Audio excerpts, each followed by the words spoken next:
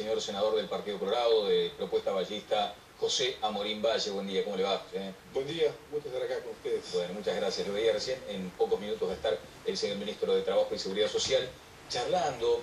Esto muchas veces es lo que no sale en la pantalla, ¿no? Esa convivencia por lo alto del sistema político, más allá de lo que decía el presidente Mujica. Ayer el chisporroteo.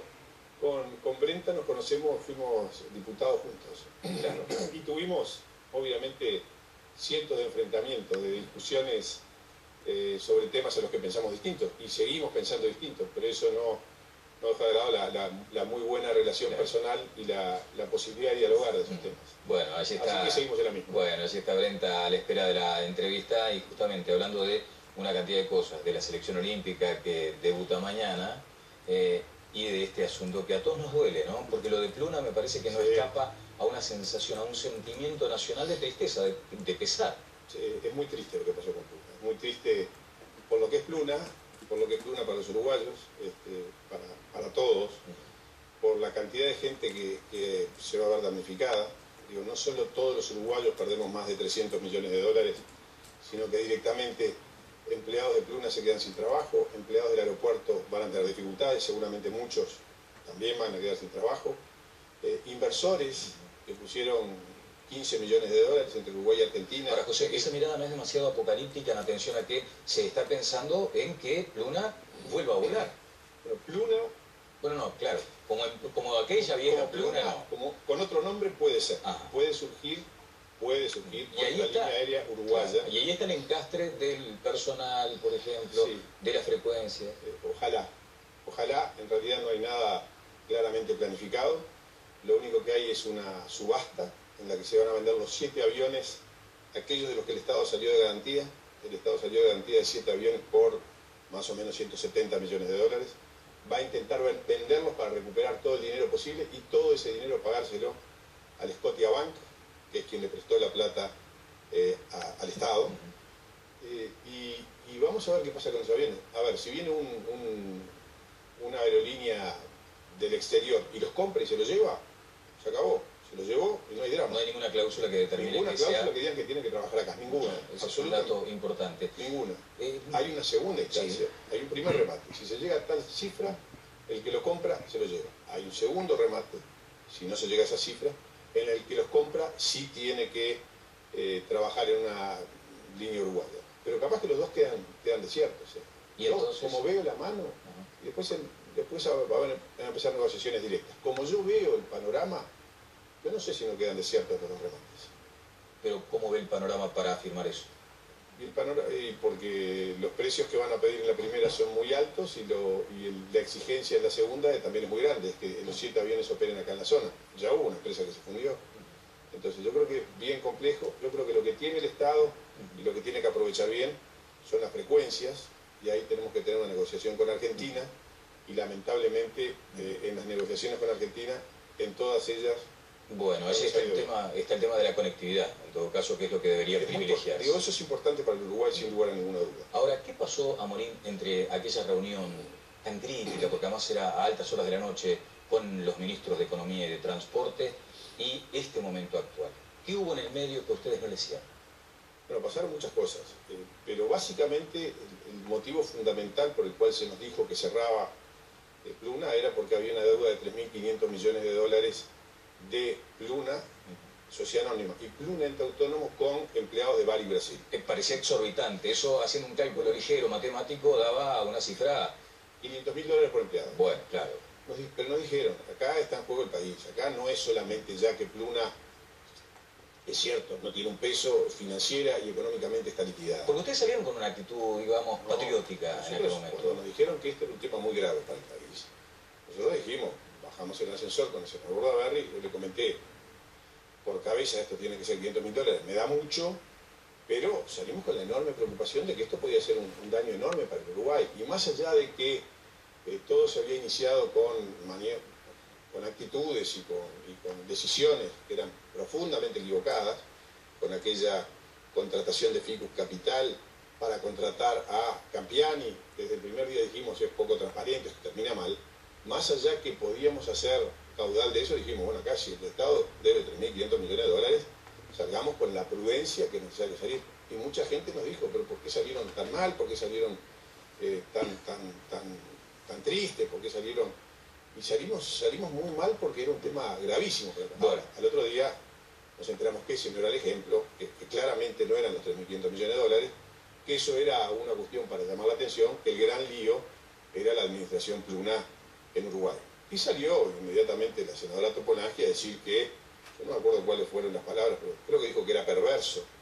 Es perverso hablar de los 3.500 millones de dólares. Pero a nosotros se nos dijo 3.500 millones de dólares y después vimos que no era así. Que eso no era así de ninguna manera y que el lío es otro. Bueno, y llegamos a este estado de situación donde empiezan a acuñarse algunos términos muy interesantes. Por ejemplo, aquello de la confidencialidad. Allí el Partido Colorado, a través de la Secretaría General, ha demandado a la Auditoría Interna de la Nación que explique, bueno, por qué, en función de qué argumentos determina esta confidencialidad. ¿Y en qué está eso? Bueno, aquí hay dos temas. Nosotros primero en el Senado pedimos una comisión investigadora sobre el tema de Pluna. El tema de Pluna, como bien dice usted, es muy triste, es muy grave. Hay responsabilidades políticas y puede haber otras responsabilidades más graves que las políticas. Y nosotros queremos conocerlo. Uruguay pierde 300 y pico millones de dólares. Como le decía al principio, muchísima gente se siente estafada. Muchísima gente siente que entró a una empresa en la cual el Estado tenía la cuarta parte y perdió todo. Hay decenas de miles de tenedores de pasajes que tienen pasaje en la mano y me llaman a mí y me dicen, ¿qué hago con el pasaje? Digo, es complicado. Entonces decimos, bueno, investiguemos. Lo menos que podemos hacer para la gente es darle transparencia, es decir, qué es lo que ocurrió. ¿Y para eso no está la justicia? Nos dicen que no. Ajá. Nos dicen que no a una investigadora en el Senado. Sí. Está la justicia para ver si hay delito. Es decir, el Partido Nacional, los senadores del Partido Nacional hicieron la denuncia penal. Y dentro de X tiempo, no sé si será 6 meses, 1 año o 5 años, el fiscal dirá, yo entiendo que hay delito o yo entiendo que no hay delito, pero no va a dar ninguna explicación de todo lo que pasó. Nosotros queremos una explicación clara de lo que pasó porque no sabemos. No sabemos por qué se le pagó la indemnización por despido a Campiani, 150.000 dólares, cuando todos sabían cómo terminaba. ¿Por qué se le firmó la indemnidad? ¿Por qué el Estado salió a garantía de todos los aviones? No sabemos. Queremos saber por qué se tomaron esas decisiones. ¿Y una instancia de esas características no se resuelve con una interpelación, por ejemplo? No, porque no podemos llamar a todo el mundo. Porque el ministro, en una interpelación, ¿cómo funciona? El miembro interpelante hace su exposición, el ministro hace la suya, los senadores hacen la suya, se vota que no hay nada en contra, porque el Frente Amplio tiene mayoría, y se terminó. Entonces, por un lado, nosotros queríamos que se supiera lo que pasó en Pluna. Y por otro lado, el Frente Amplio nos dice que no. Y por otro lado, 4 días después de que se anuncia el cierre de Pluna, sale una resolución de la Auditoría Interna de la Nación que dice que son confidenciales todos los documentos relativos a Pluna Social. Es decir, yo quiero saber qué pasó en los últimos balances de Pluna, quiero ver todos los documentos, saber qué fue lo que pasó con Pluna, y la auditoría me dice, no señor, usted no puede, esto ahora es confidencial. Entonces, ¿un legislador no puede? Se pone una especie de manto de oscuridad sobre todo este tema. Un legislador puede hacer un pedido de informes. Yo tengo muchos pedidos de informes. Por eso, digo, tengo no mucho, están así entonces y para no el legislador lo de la Auditoría Interna de la Nación. Usted tiene un resorte parlamentario. Sí, pero eso depende de la voluntad de contestarme o no. Yo tengo decenas de pedidos de informes que no me los contestan. ¿Hizo este, por ejemplo? No, este no lo hicimos porque en este fuimos por otro camino. Fuimos por el camino, digamos, de la justicia administrativa, primero a la auditoría interna para decir, digan que se equivocaron y muestren esto.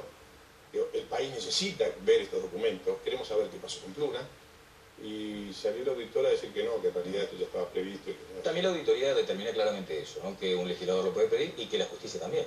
Está bien, pero yo para ir a la justicia yo tengo que iniciar un juicio, tengo que pedir prueba, y el juez tiene que entender que parte de la prueba es pedirle eso a la Auditoría Interna de la Nación y es por pedirla.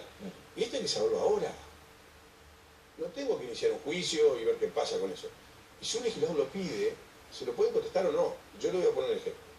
Cuando asumió Pintado como ministro de Transporte y Obras Públicas, dijo que él iba a ver cómo había actuado Rossi y que iba a hacer una auditoría profunda sobre la actuación del ministro anterior de Rossi.